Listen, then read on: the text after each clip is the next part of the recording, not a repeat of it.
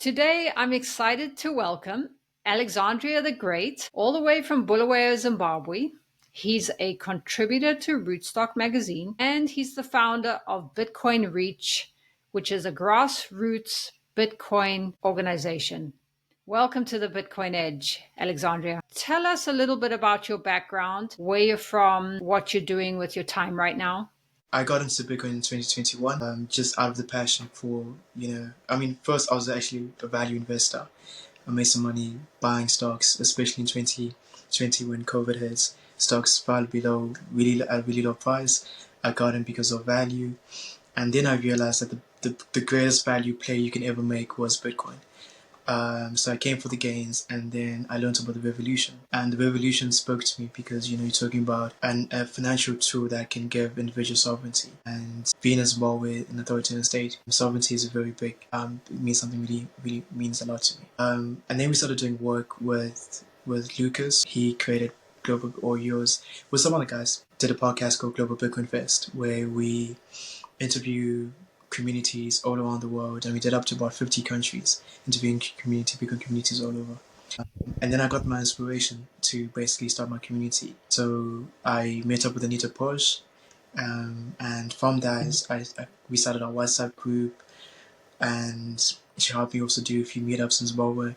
And then I just kept going. Then I got a job with Money on Chain and Rootstock, which allowed me to consistently do Bitcoin meetups, spaces, content, and yeah, it's kind of been my journey. So it's an amazing journey. I mean, Bitcoin is one ecosystem where not only do you make a living for yourself, so make make a fortune for yourself in one day, but there's a revolution behind it where you can actually you can change the world in a really good sense. And I think what also has some was that it solves the most important issues, because we have a tendency of fighting about trivial things on a day-to-day basis. Who is this PhD lady who cannot dance on the Olympics, or what are these celebrities doing with their lives? And it doesn't really matter, but there are more fundamental issues that we have to solve, such as broken money. And So, since you're living in Zimbabwe, I want to just go back to the problem a little bit, because Zimbabwe has one of the highest inflations in the world, and many people are struggling day to day. So tell us a little bit about how things work in Zimbabwe and the challenges, and then we'll get to the solution. yeah, um, Zimbabwe had the highest rate of inflation in history. It was the second highest rate of inflation in history. We hit about 6.8 trillion%. It got so high that our government stopped calculating the percentage that our inflation that we're going with inflation. And this is something very common with our government. Whenever they have bad performance so badly, they stop actually recording numbers, such as the rate of inflation, the rate of interest rates, and the level of starvation that happened also due to bad economic policies. So I've personally grown up in Zimbabwe my whole life, and you get to experience what it actually means to live in a hyperinflationary currency. What happens to you when your money dies? And the biggest things that you see is it starts off by the destruction comes by, firstly, people can't afford luxury goods. So you go from being able to buy clothes and go on holidays and pay your school fees, school fees is a need, luxury holidays, maybe dates and all this stuff, to you can no longer afford that. And all of these guys who work in this industry no longer have jobs. And then we go to individuals can't afford needs such as education, healthcare, the more. And what happens then is that people also in that field start getting unemployed. And then you see this 95% unemployment rate. So we have a 95% unemployment rate due to a broken money. And then you start seeing that people have this thing called a 001. So 001 is basically you live off one meal a day. And you're not talking about a big meal or like a nice meal of steak. You're talking about someone who eats soup and cabbage and milling meal, which is like corn. So it's another grain. So you see this big lack of malnutrition. And malnutrition is very, very important when it comes to factors such as height, brain development, and the more. I mean, we even see that our education, our passing rate is about 30%, and it's been like that for the past 30 years. So poor government policies affect everything: education, healthcare, brain development, and the likes. And then we also see like such as social factors and inability for people not to get married. I think China is a really good example. I think China went from having the largest population to having a birth rate of 0.6. In order for you to replace the current population, I believe we need a birth rate of 1.27. But these guys are well below that, the replacement rate. And that's because of economic instability. Adam Smith has talked about that whenever there's economic instability, people refrain from having children because children become burdens. But whenever economic good is going well, people have more kids because they become a blessing. And what we've seen is children's a big burden. Having a family is a big burden. I mean, it's very common for someone who's 40 years old to still live with their parents. So you're burdened at a very old age due to the failure of a broken money system. And this is where I talk about people are focusing on the wrong issue. People keep saying, well, men aren't providing anymore, and girls. Okay, so they say men aren't providing anymore. The jobs aren't. There's no employment. We need a new form of governance. But at the end of the day, you can replace the governance as much as you want. But when you have a broken money system, when you have a broken governance system, no matter what you do, you will it will just be the exact same result, right? So you're saying fix the money, fix the world as a very broad. Just tell me, because you mentioned unemployment in Zimbabwe, it's at 95%. Aren't there quite a few people that try to become entrepreneurs on the side and do their best to start up a little business just to make ends meet? Well, how do they survive? If there's 95% unemployment, how do people So survive? yeah, I was trying to think of a positive response to this and try. It is what it is. But yeah, the problem is there isn't hope. So here's the challenge. The biggest issue is not only do you see 95% unemployment, but it's very common for people to have multiple side jobs. And they finish their job as a teacher and they go sell tomatoes on the road. They finish their jobs as a teacher or as a what you call it, plumber, and they go and sell brooms and things on the road. There's been so like our streets are flooded with people who are just selling clothes, and this is the biggest issue again, is that they think that they just need to sell goods. They just need to be entrepreneurs, and that's what's going to be the solution. Or they don't know which part, what product they're selling, and or they just need more skills and more jobs. And but at the end of the day, it's not that, because firstly, okay, what happens is the reason why you can't be employed is because the entire industries are no longer profitable. People no longer have money to buy the goods and services as an entrepreneur that you could have provided. In the movie The Banker, he goes and he's in court and he says to these guys, because the whole movie about this banker is that they're refusing to give people banking services and access to credit, right? And because people can't get access to credit, what he says is, when you can't get credit, when you can't get money, you can't build businesses, you can't buy homes, and you can't build wealth. And then he's like, why is it so important for you to exclude an entire nation? And that's what's happened to Zimbabwe. An entire nation has been excluded from the ability to create wealth due to a broken money, but also due to lack of credit, because we've also been a country that's been under sanctions for the past 2 decades. These were sanctions, again, that were self-inflicted, and some, well, we can just say they were self-inflicted, but in accountability from access to credit. And therefore, even if you wanted to be an entrepreneur, you can't get access to credit, so you can't do that. Your consumers don't have enough wealth. They don't have any disposable income. Remember, we're going from earning $500 as a teacher. These are just teachers earning $500 to earning $50 for wages. What happens is that your cost of living for an individual by yourself is $500, and you have to support an entire family, and you're earning $50. You can't cover your cost of transport. I mean, if you can cover your cost of transportation for the month and a loaf of bread, maybe, but it's not going to suffice. So people think that, oh, the solution is, let me go and hustle, let me go start selling tomatoes. But these are industries that have low barriers to entry. Everyone is already selling tomatoes. Everyone is already selling phone covers. Everyone is already selling these things because they think that that's the only solution. But these are pseudo solutions to the main solution, which is broken money.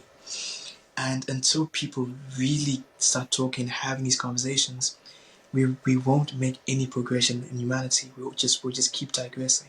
And that's the biggest challenge. It's a constant thing of where, even when I went to work right out of high school, right, I only made $10 a month. $10 a month, and these were the requirements. It was, you get to the work, they interview you, and then you work for 2 weeks for free. So they work for 2 weeks for free, and then they don't tell you how much you're actually going to get paid. So then I go to my other workmates. I'm like, hey guys, how much are we getting paid? And these guys didn't even know themselves. I'm like, why would you guys be working without knowing how much you're earning? So you have to now investigate, like, dude, how much you guys getting paid? And then one guy, secretly comes and pulls you away. He's like, listen, this is how much I got paid in the local currency. So the local currency at the time, we was getting paid like 100 RTGs, which was equivalent to about $13 to $15. Okay, you get $15 to $15. Your transportation is $30 for the whole month, and I'm working until late night, 12 p.m., where I have to catch a Pacific taxi because I live like 15 kilometers away, and I have to catch a taxi to go to this place because the normal transportation, which is 50 cents, won't be there anymore. So, and this taxi costs $4. So within a matter of a few nights, my income won't even pay for my transportation, right? And these are very, very common cases in where your income does not cover just even what it takes to get you to work. So you've laid out the problem for many people. I know many people are going through that. How does getting them to Bitcoin help? Because, for example, I don't see this fixing the money problem starting with the government. It's not starting. It's only starting in very few governments, right, around the world. So when they are making so little money, how do we get them to adopt a Bitcoin standard? Yeah. So I kind of also highlighted the worst case scenario, which is about $10 to $50 a month. But I believe the average salary that, if you Google it, is about $271, which again is below the cost of living. And I think it's also, I believe 50% of the population is in poverty. But the one thing I do think is that it the solution is a value system. I believe people aren't valuing the right things, because what I've seen is even the most poorest of people and the most impoverished people in Zimbabwe, when a new scam comes along, they're the first people to throw money into into that scam. They learn about the new scam. They're always trying to figure out, what is the new scam, what is the fastest way to make money. And if it's not a new scam, they are looking at, okay, going to the club. So people are very big in going to the club. So you got the middle class people, very, very big, going to the clubs and buying alcohol and drugs and all of the wrong things. And then if it's not buying drugs and alcohol, they're buying fashion and everything. The biggest thing is, the most important solution is education and trying to re-indoctrinize people's value system. Because until we learn to value what is really important, until we learn that sovereignty isn't given to us, we're not going to wake up tomorrow and the government's going to say, oh, we're not going to print any more money, and we're going to be financially disciplined with your guys' savings, and your savings are always going to be safe in the bank account. No, we have to learn, okay, not to trust individuals but verify, right? to want to have what you call it self custody, for example, and to value Bitcoin. So education is everything, and it's unfortunate that we haven't got enough support for education, because I think the issue that I see sometimes is people are valuing transactions over knowledge, and you can't get, because the way that Bitcoin actually works is that even the way gold came into existence is gold started off as a collectible. Then from a collectible, it went to being a store of value. And then since people esteemed it as a store of value, it went to being used as a medium of exchange. And then from medium of exchange, it went to international transactions. But until someone values something, until someone understands the value of Bitcoin, the value of sovereignty, the value of personal responsibility, if you just push people to doing transactions, people are going to use USDT instead of Bitcoin because, well, USDT is cheaper and faster, and they don't care about, so this is where you start seeing people going into crypto instead of Bitcoin, which is a really bad thing because they don't know what value is. So it's very, very important that people, understand Bitcoin, and we put more capital into the education of Bitcoin. You make a really good point, and I know even in the Western world, people are more likely go to the lottery or go to casinos to try because they're so desperate. Yeah, So I can understand why Zimbabweans are trying those other ways. But like you said, going to the bar instead of buying Bitcoin, buying Bitcoin is a much better choice, as we know. yeah. How is Bitcoin Reach helping educate Zimbabweans? Yeah, the one thing that people have always said to me is, you've paved the path, you paved the path, and yeah, Bitcoin Reach is basically is being a community that's working really hard to pave the path and to take the hard path in terms of doing everything that nobody else would want to do. We're the ones we do Bitcoin walks. So we start off with Bitcoin walks, for example. And Bitcoin walk is basically an initiative to walk every Saturday, every Sat, and to go out and reach to new people. We go out and reach to new people, and what we're doing is we're focusing on growing mass education, and hopefully that will allow mass adoption. But there's a concept where you talk about red ocean and blue ocean. So red ocean is you are fighting for existing markets, you're fighting for existing market share, and it's bloody, so that's why it's red. And then you have blue ocean, which is you are fighting to create, no, not fighting, but you are putting your effort into expanding a non-existing market and creating new market share. And that's what Bitcoin Reach is kind of, Bitcoin Reach reaching out has been focused to, is really trying to reach out to new markets. So we started with that, walking out.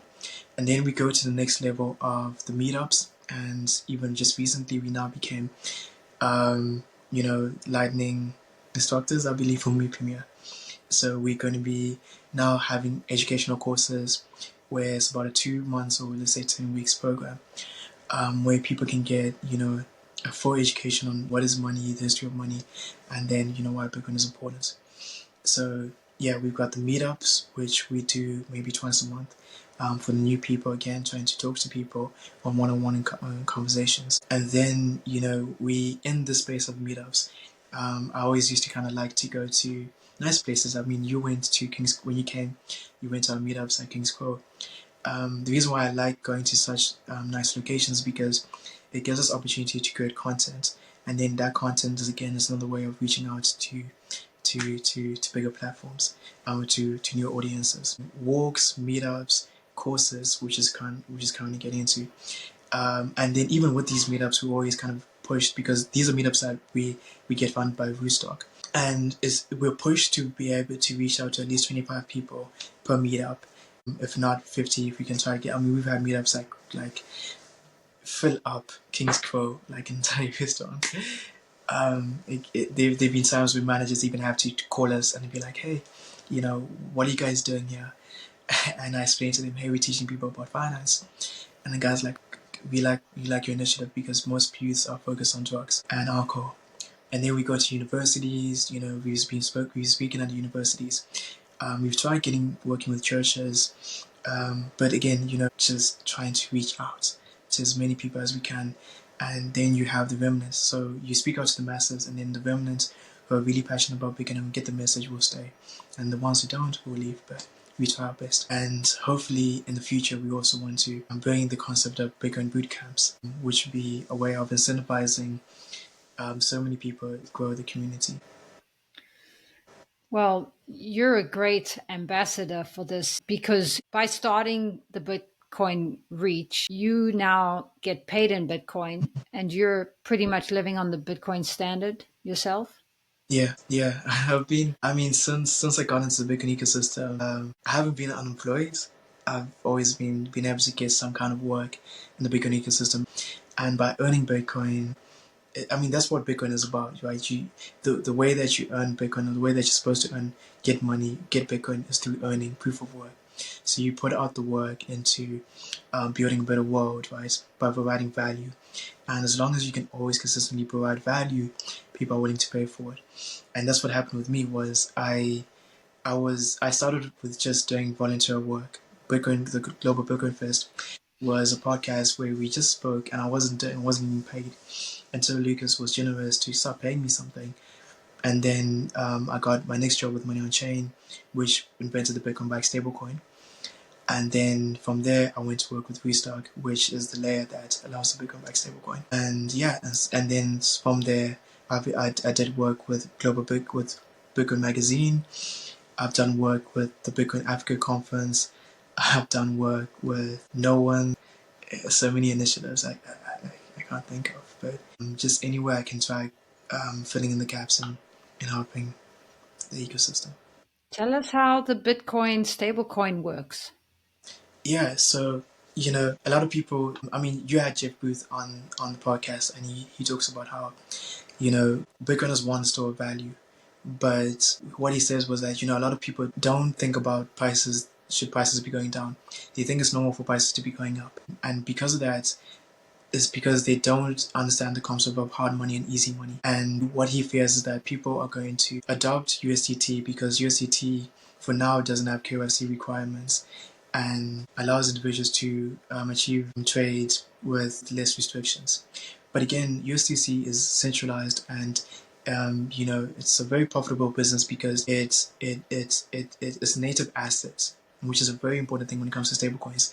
Is the native asset is treasury bills, short-term treasury bills and long-term treasury bills, which they earn about a 5% interest on that. But they are basically supporting the fiat system by doing that, and that's why I've never been a big fan of USDT. People question the reserves, but now they do have about a $95 billion in AUM, asset under management. The Bitcoin-backed stablecoin is different because the native asset is Bitcoin itself.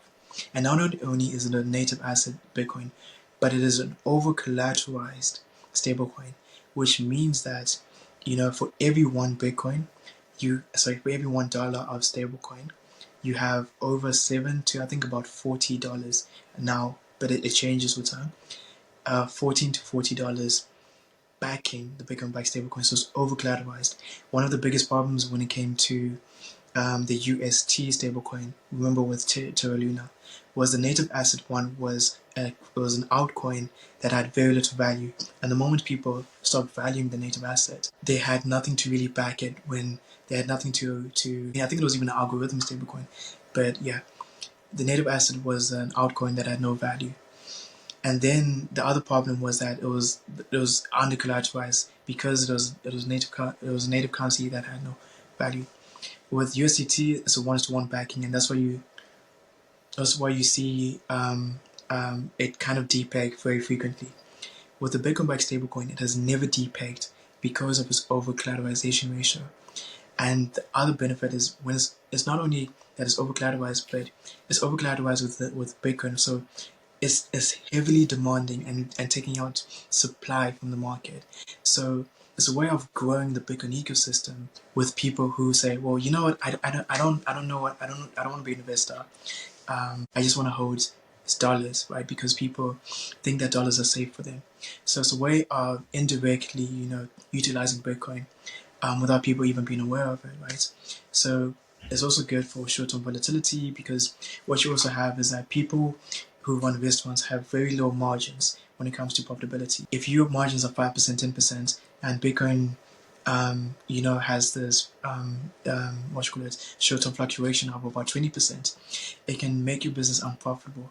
So this is where a stablecoin that is built on Bitcoin can come into real use. I just wish the Bitcoin ecosystem supported it more, because the one thing that I do see, which is very sad, is USDT has become very, very dominant for medium of exchange in this space, and I would love for people to get back to using Bitcoin, because I think actually Bitcoin's USDT's trade volume is more than Bitcoin and Ethereum combined. So we want to capture back that market into Bitcoin. Well, that's very interesting. And I'm sure the fees are lower on Bitcoin stablecoin too, right? Yes, yes. So what you have is with secondary layers is that after they offer faster transactions within minutes or seconds, much faster transactions, they offer much cheaper fees because again, when it comes to block space and UTXOs, they're not that clogged. I remember when Bitcoin prices went up, like the fees went up really high. I was unaffected. Like me and my partner were doing transactions, we were sending money without any problem. I didn't even know until later. People in my group were like, "Hey guys, the transactions on Bitcoin are really crazy. I spent over 95% on a transaction." I was still spending like 1 cent, for example. So it's really built for that. But also the nice thing about the Bitcoin stablecoin is that it uses a concept called merge mining, which is a process of reusing hash power and rewarding Bitcoin miners. It's the only sidechain that actually uses merge mining. And merge mining was a concept that even Satoshi and I think Harry Finn talked about in 2008. It's a concept of really rewarding the miners. It makes them more profitable, but it also allows cheaper fees and faster transactions, which are very, very important in third world countries when it comes to trying to get market share. So overall, how has Bitcoin changed you? Yeah, Bitcoin has made me feel more knowledgeable in terms of the revolution that we have to fight. I think so. To me, I'm a bit saddened that so many people have the opportunity to live so much better lives, but their focus is on traveling and drinking, but they can never think of the future generations or the current generations. um, they they're very empathetic to the political, the economic conditions, and to me, it's made me very aware of all these things. The one quote that people always talk about: "Weak men create hard times." And right now, I mean, for the past decades, weak men have been apathetic to the creation of the central bank, the creation of authoritarian, leaders, the wars that have been going on and on about. But these two things are very, very, like almost the worst things that happened to humanity. And we stood there and we did nothing and we accepted it. So, it's made me very aware, which is very good. It's made me very empathetic. Oh, sorry, empathetic. Is that the word? Empathetic. You said that on my name it says psychopathic remnants. I saw you psychopathic remnant. And it was a joke because there was a time when Bitcoiners were called psychopaths. And I actually believe that if there's one thing that really makes you empathetic and very human is Bitcoin, because you really care so much about changing and, the wrongs that have been going on in this world. And it starts with the money, right? So, and until we fix that, um, the future does look really dumb, and yeah, it's made me very empathetic and knowledgeable.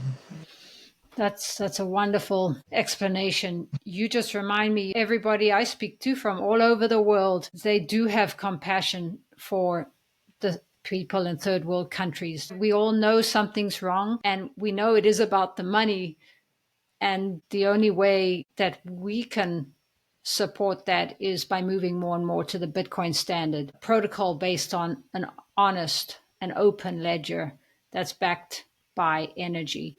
You just remind me, it all stems back to fix the money, because even in Zimbabwe, people earning the Zim dollar, they need to spend it as quick as possible because it's just going to devalue the next day. Whereas if they were on a Bitcoin standard or getting paid in sound money, then we think twice about buying things that we don't need or spending on things that we don't need, because this is money that can appreciate for the first time. So it's a whole new way of thinking, and I appreciate you pointing that out. Yeah. I mean, I think even the issue when it comes to high time preferency is a very, very big issue in Zimbabwe, is where everything has become very high time preference in terms of our mentality. And this is why I kind of said, the very important thing is our mentality has shifted, because, it's you go from the ability to be able to save money because you have disposable income, and that disposable income allows you to invest into your future. It allows you to think about getting a better education, getting better knowledge and your skills. It allows you to invest into a business if you have a business, right? It allows you to save money for the future generations and think about, because like the one thing I've learned, even when I talk to especially when you talk to the Asian community, is you see that these guys have a different mindset. They're more long term perspective. So they have a low term time preference in that these guys will save money for the next generation to buy them a house and start their family, and it's very, very important. It's like one of the biggest things is when you're getting married, you have to kind of buy a house for the bride, I believe, or they put money for a house. But that happens in a society where there's low time preference. We've gone away from that. We don't have savings. We don't have people creating businesses. And because we don't have people creating businesses, because we can't earn, we can't buy goods and services for these businesses, we don't have entrepreneurs. And because we don't have all these entrepreneurs, we don't have employment. So the lack of employment, I mean, our industry rate is only operating at 10%, our industries, right? So no savings, no businesses being built.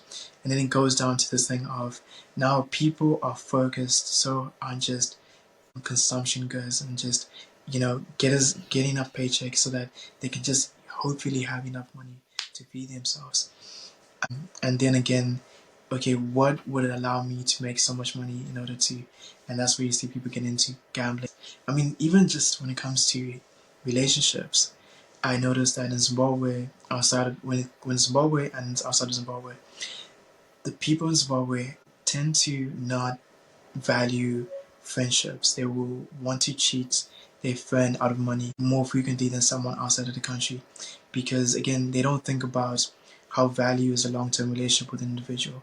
It's more about just how can I get this money, this $5, $100 from this person, because that's more worth to me because I can get a meal over the money that you could have made together. And it's so common, which is very unfortunate. So common. Yes. Well, you're changing that, Alexandria. You have started this amazing organization. You are hope for those who want it. And it's like they say, we can lead the horse to water, but we cannot make it drink. So for our last question, I ask about freedom because I believe that once we adopt the Bitcoin way, we tend to be more free, and it does at least provide some freedom in time and also money. What does freedom mean to you? Yeah, freedom and sovereignty means to me, it kind of comes with what we look at the libertarian point of view, is that libertarian movement is basically a movement and an ideology that says no one speaks for me, right? And there's a quote that kind of says that, the issue with leadership is that those who need leadership are not equipped to pick the leaders, right? Are not equipped to pick the leaders. To me, the ability to take responsibility for all my choices, but for myself, is very, very important. I think the biggest thing is what humanity came is that people who decided to govern us said that we need an authoritarian figure to make the majority of our decisions. If you think about what happens with governance, is that money is taken away from the private sector. Money that was in the private sector is redirected from what would have been in private purposes and directed to political force or the political purposes. And they're basically saying that we, the government, can make better decisions than you, the individual. Yet they don't have skin in the game. And when you don't have skin in the game, you have no inherent economic incentive for you to acquire as much knowledge, for you to make better decisions than anyone in the market. When I have skin in the game, because I'm a Bitcoin educator and I work for this, I have to acquire as much knowledge because I have an incentive. My livelihood depends on this. But when you have no skin in the game, and then you have individuals saying, well, I can make a better decision than you from a centralized position, that to me isn't freedom. So freedom is the ability to say that I am responsible for my own life choices. And that's what also Bitcoin does, is because what happened was we saw that in this world with broken money is basically saying that they're printing money, and they're printing money to create debt which they lend to themselves. Now, with this debt, basically, with the money that they create, or the new monetary claims that they create, they're basically able to vote for a world that they believe in, because money and purchases is your voting, is where you vote. So, by every dollar you spend, when I spend money in the gym, I am voting for a world that has gyms. When I am spending money in education, I am voting for a world with Bitcoin education. When I spend money, on beef, I'm voting for a farmer with beef, for example, because I want those things. Now the issue is when you take away individuals' capital and you say that I can make better decisions with you because I'm going to print this money, I'm going to dilute the money supply, and I'm going to redistribute it to me and my friends. You and your friends are going to decide the type of world that they create. And what world have they created? Well, they created a world where you have a monopoly on violence, a monopoly on most of the industries in Zimbabwe, and they have a monopoly. It's a world where they can basically buy as many guns as possible to stop any person from objecting to their views, which is, yeah. But yeah, to me, money is your voice, and your ability to speak comes through your purchases, but also your judgments. So true. I love that the values are all the way over in Zimbabwe, in Africa, all over the world, because we're all linked by Bitcoin. We educate ourselves on all of these issues, and that forms a tie between all of us that are hoping for a better world. I just must give credit. I mentioned fix the money, fix the world, and I don't know if Larry Lepard said it first. So let us know where we can find you, Alexandria. And also, if anyone wants to help, does sending books, Bitcoin books, help? How can we help? Yeah, so you can find me on Twitter. You can also find Bitcoin Reach on Twitter and Instagram. We hope to get on YouTube. But you can also find our Giza Fund accounts if you also want to send donations. Through Giza Fund, we have a Bitcoin Reach page there. And then books absolutely do help. A lot of people are always craving books. We actually had one person send the Bitcoin Evangelist book. We had about 4 copies. I gave it away to some of the most passionate Bitcoiners there. And yeah, books really do go a long way. But the one thing that we do also want is studio equipment. I think we do think that, be able to create a podcast like what you have there is something that we really want to do. We really want to focus a lot more on getting our message out there. So to be able to just record, having the equipment to record would mean the world to us. And we've also got a WhatsApp group. So, you can ask me for the WhatsApp group. I think I also need to repost it on my page. But we have a WhatsApp group. It has about 500 members. And we want to keep building. We want to build that to about 1,000 to 2,000 members and be the biggest Bitcoin group. We are the only Bitcoin group in Zimbabwe, but we want to be the biggest. Wonderful. Well, thank you so much for joining us today, and we'll keep moving forward. Yeah, thank you so much for having me. I really appreciate this opportunity. Thank you.